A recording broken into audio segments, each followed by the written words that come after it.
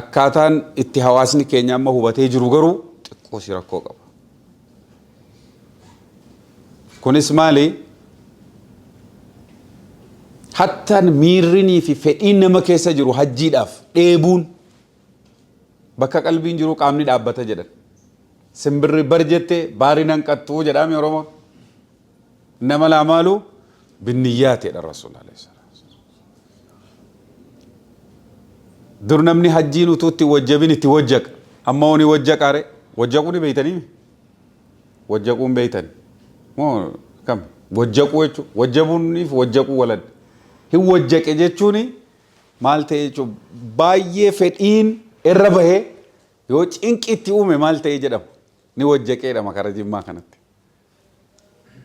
Hajjii dur namni utuu itti wajjabin itti wajjaqa ture. Galgalaa fi ganama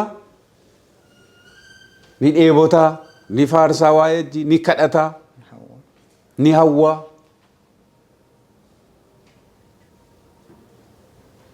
Amma garuu birriin isaa meeqaadha namni dura? Kana miti ree? Hajjiin birriin isaa meeqa ta'ee dura gaafata.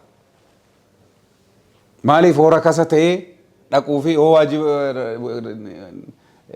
qaalii ta'e wuddii ta'e hoo dhiisuufi.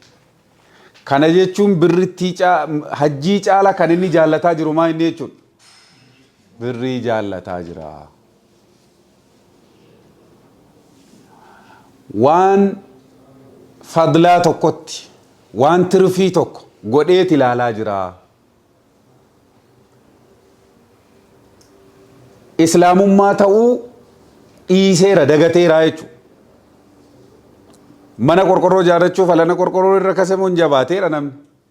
Qorqorroo ijaarrachuun waajiba miti. Kanuma kana miti.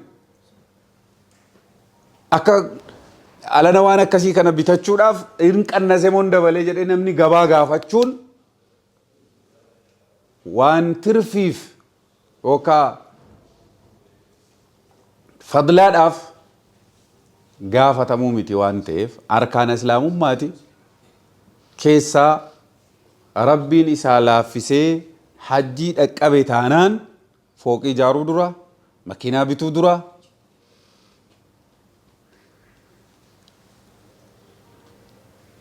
warshaa dhaabuu dura, invest gochuu dura, mana magaalaadhaa mana 2-3 bitanii tirfii kaa'uu dura.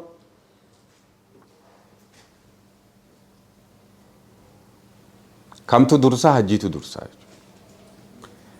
Wanni nuti kana jajjabeessinee kaafnuuf jara keenya dhimma hajjiirraa bu'aa argachuu dhabuu miti amma. Siireessu wanni isin hubachuu qabdan. Dhimma islaamummaa hojjechuuti. Kana hubachuun keenya barbaachisaadha.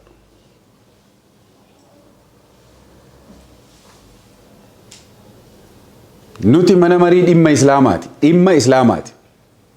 Islaamummaan immoo arkaana qaba. Akkanuma kana miti. Arkaana keessaa inni 5ffaan maali? Hajjiin. Akkuma tawhiidaa qabsoon zakaa akka namni hojiirra oolchuu qabsaa'uun barbaachisaadha. Akkuma tawhiidaaf salaataaf qabsoof zakaaf hajjiif soomaafis qabsaa'uun barbaachisaadha. Akkuma fadiilaa soomanaa haasofnu fadiilaa hajjiitis haasa'uun barbaachisaadha. Namni immoo utuu hajjiin itti wajjabee jiru, utuu karaan nagaa ta'ee jiru, utuu haalli miijjatee adaraa galmaa dhaqa namni jedhu dide immoo faman kafara maal jedha Rabbi? Fa'inna Allaha ganiyyuun anil aalamiinii kanas fassaruu danda'uun keenya dirqama. Faman kafara jedhe Rabbi. Namni kafaree jedhee miti ree? Maalitti? Hajjii dhaquu dhiisuudhaan. Wanni biraan jiru achitti. Siyaaqni achiidha. Mormuunis ta'uu danda'a. Zamana kana keessatti immoo qaamni adda addaa hajjii tuuristummaatti warra fudhatee jira. Miidiyaa kana warri lallabus jira. Qaamni adda addaatis maali hamma biyya Arabaa dhaqxanii daawwattan bakki daawwataman Itoophiyaa keessas baay'ateera ollaas baay'ee jira qaamni jedhu jiraachuu danda'a. Isinii galaa jira? Hajjiin daawwannaa fi miti kan dhaqamu jechuudha. hajjiin islaamummaa guuttachuuf dhaqama. Kanaaf rabbinuu hin baay'isne umurii keessa takkittii godhe jechuudha. Sawaaba inni qabu, ajrii inni qabu, galanni qabu, barakaa inni qabu sirriitti ummata hubachiisuun majlisa irraa waan barbaachisuuf. Kanaaf sagantaatti goonee bobbaa addaa kan hajjii itti bobba'uu qabna jechuu itti karoorfannee qabsiisuu qabna. Hawaasni keenya dammaqsuu qabna. Majlisni guyyaa baatii tokkoof wayi yookaan amma guyyaa 37 qofa tafe galmeen hajjii dhumuuf guyyaa 37 kana keessatti parsantaa 50 hojiin majlisaa waa'ee hajjii hojjechuudha. Parsantaa 50 jechuudha. Hojiileen daarektoreetii hundi walitti dabalame kaan kan hafe parsantaa 50 yeroo keenya humna keenya qoodnee waan biraa hojjennaa. Hojii idilee hojjennaa. Kunis hojii idilee keessaa tokko waggaa waggaan dhufa waan ta'eef. Xiyyeeffannoo kennuufi wanni barbaachiseef akkuma reefuu isiniin jedhee namatu akka waan hojii tirfiitti ilaalee jira. Hawaasni keenya illee gatii gaafata dura bu'ee waan biraa zayitiin gatii jabaa ta'e bituu dhiisaa jira. Dhiisaan jiru bara 2015 hajjiinii 300 ture 2016 325 ture jedha namni. Akkasumatti zayitii yeroo sana birrii 300 ture. Arraoo 2,000 gale zayitii nyaachuu dhiisuudhaan namni du'u jira. Jira jirri keenya. Yoo cuggaarraa numti nurraa hafuu ta'e malee cuggaarraa dhukkubbii yoo hafuu ta'e malee yookaan gabbina tirfii tafaa malee zayitii dhiisuudhaan waan hafu hin jiru. Ni jira. Namni immoo zayitii bituu dhiise jiraare. Inuma bita kanama kanaa miti. Wanni bakka sanatti hafe ni jiraare hin jiru. Fakkeenyaa asirraa fudhachuuf. Bara sana bunni kiiloon birrii meeqa ture? 2016. Birrii 90 wayi. 94 95 akkababii. Kiiloon tokko bunni. Janfala kan jedhamu biyya bunaatiin dhufe biyya Jimmaa. Janfala. Qishirri birrii 200 fi birrii 180 hanga 200 caalu kiiloon tokko. Har'a hoo kuma meeqa? Kumaa olii jechuun qishirri kiiloon tokko akkanuma akkanaa miti. 1,400 har'a isin biratti. Gaara keenyatti 1,000 gara Aggaarotti. Gatii hajjii taanaan achi taa'amoo isinii galeera miti? Gatii hajjii taanaan achi taa'amoo maaliif namni gatii hajjiin hin qaala'ee qofa haasa'a? Jalqabarraa jechuudha. Kanaaf jara keenya hajjiin ni qannasee yeroo jedhamu qabatamaadhaan haasa'uun ni danda'ama. Booda irratti itti dhufa san. Dhimma majlisaatiif dhimma hajjii numatu irratti hojjetee dur ammas nuti irratti hojjetee sirreessuu qaba. Kana irratti isin haasa'uu barbaada. Sirriitti kana na hubadhaa.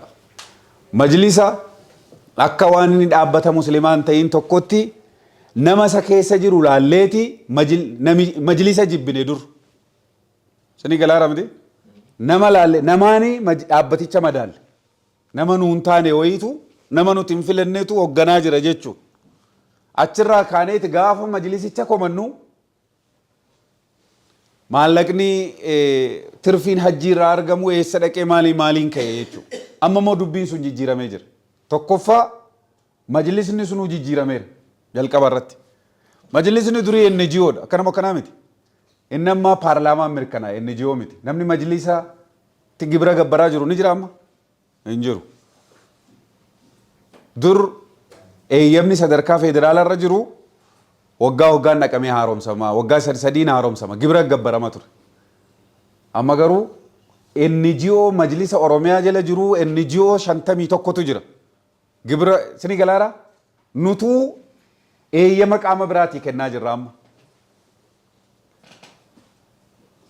Eeyyama haaromsachuu dhiisaati qaama biraatiif maal godhaa irra amma eeyyamaa haaromsaa jirra.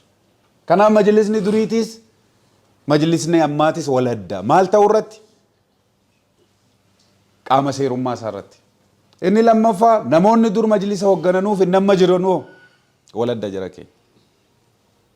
Wal adda. Sadarkaa federaalaatti waggaa 7 darbee kana jijjiiramni jira. Utuma shehajjiin hin dhaqin dura jijjiiramni ni jira yoo haqqi haasa'u ta'e. Hamma barbaannu saffisuu dhabne malee kanama kanaa miti. Federaaluma irratti. Maal qaama seerummaa kana nuu mirkaneessisiisuun dhimma faayinaansii dhalarraa bilisaa sochii gochuun waan lafaadhama. Laafaa miti.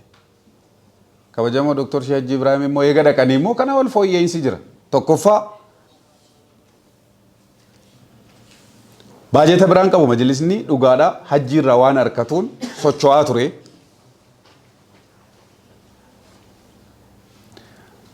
Majlisni federaalaa birrii biiliyoona tokko ol qaba jechuu eega dhaga'uun humti keenya eega Shehajjiin achi dhaqanii malee jira jirra keenya. Dhugaa haasa'uun sirriidha. Kanuma kanaa miti. Miiliyoona haa qabaatu, biiliyoona haa qabaatu, gabaasa hun dhageenyaa dur hin jiru bara. Biiliyoona ol qabaa, ishee fooqii ijaaruu jalqabeera. Gibbii jaraa keessatti amma fooqii ijaaruu jalqabaniiru jarris. Haa turan malee jalqabaniiru. Doggomaa haa xiqqaattu malee gochaa jiru. Deeggarsa gochaa jiru. Kan Oromiyaa soo fudhattan jijjiirama jira jechuudha. Zamana Shehajjiin turanis, zamana Sheeh Jamaal Muusaa turanis jijjiirama guddaa jira. Ammas tattaafataa jira. Jijjiiramni kun immoo namni achi jiru sun fooyya'aadha jechuudha. Guutuudha jechuu koo miti. Fooyya'aadha. Guutuun namar ta'ee guutuun eega booda nabiyyiitiin jiru alayhi salaatu wasalaam. Guutuun nabiyyicha qofa. Sunuu cinaayaa rabbaaniyyaadhaan rabbi guuteef.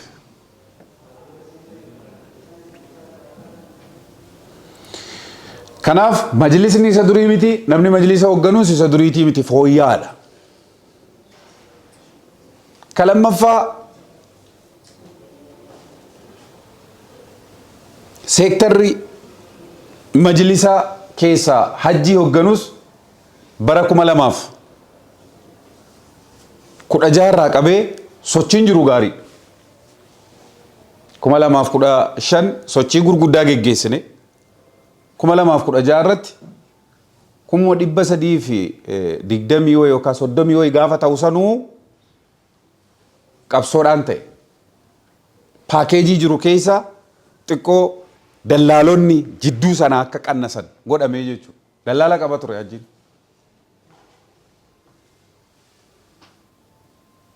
Kuma lamaaf 16 dhaqeen ture. Makkatti qabsoo gurguddaa geggeessine.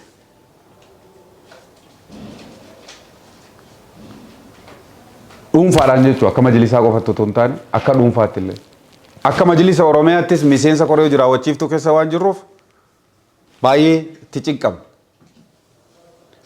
2017 doolaarris ol ka'eera uummata keenyarraa dallaalli qannasuu qaba. Dallaalli biyya keessaa fi alatti mana kireeffachuu keessatti, makiinaa kireeffachuu keessatti, nyaata kontoraata kennuu keessatti,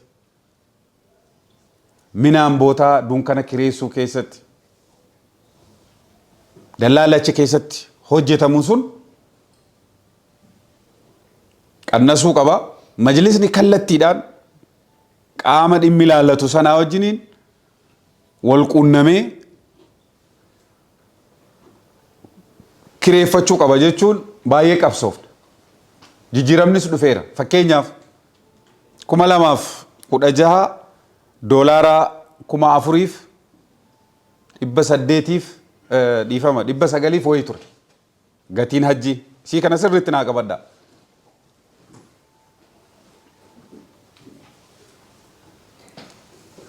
Kuma 4,921 ture.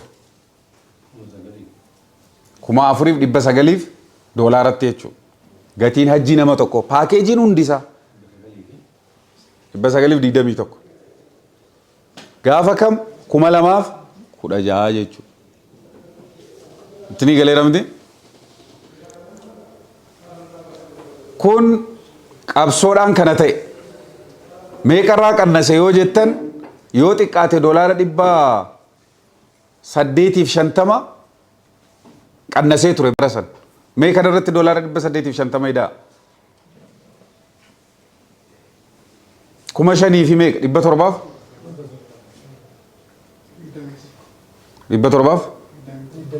21.